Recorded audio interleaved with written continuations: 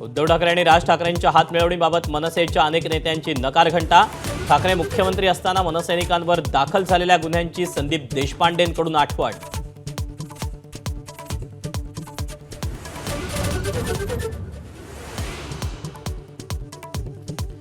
उद्धव आणि राज ठाकरे एकत्र आल्यास आनंदच होईल, छगन भुजबळांची प्रतिक्रिया. तर शरद पवारांचा बोलण्यास नकार.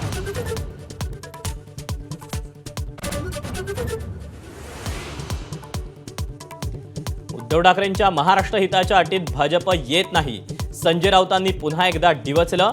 तर राऊतांच्या वक्तव्यावर महायुतीच्या नेत्यांचा पलटवार.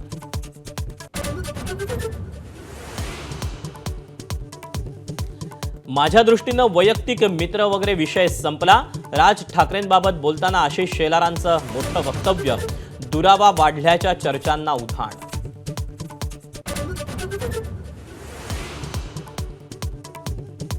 वडाळ्यात विश्व हिंदू परिषद बजरंग दलाकडून श्रीरामाची मिरवणूक. दुपारी मिरवणुकीच्या परवानगीवरून पोलीस आणि विहिंपचे कार्यकर्ते आमनेसामने.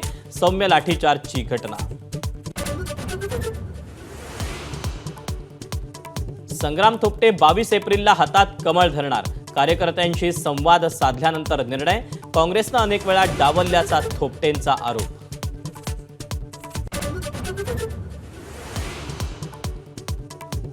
सोलापूरचे न्यूरोफिजिशियन वळसंकरांच्या आत्महत्येप्रकरणी त्यांच्याच रुग्णालयातील महिला मनीषा मानेला अटक. खोटे आरोप करून धमकावल्याचा मनीषावर आरोप.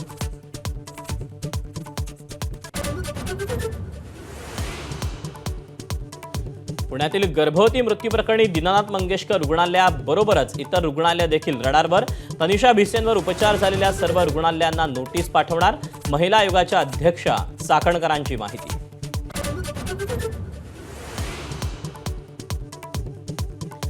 बीडमध्ये छेडछाडीला वैतागून महिनाभरापूर्वी आत्महत्या केलेल्या तरुणाईच्या आईचं एकनाथ शिंदेंना पत्र. महिनाभरानंतरही कांबळे कुटुंब न्यायाच्या प्रतीक्षेत.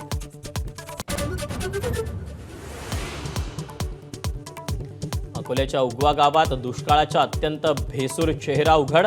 नळाला महिन्यातून एकदाच पाणी येत असल्यानं पाणी विकत घेण्याची वेळ. पाणी चोरीला जाऊ नये म्हणून पाण्याच्या टाक्यांना कुलूप.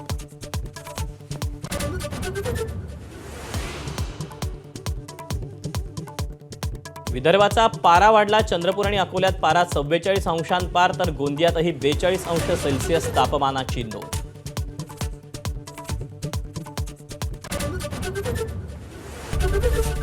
एबीपी माझा, उघडा डोळे बघा नीट.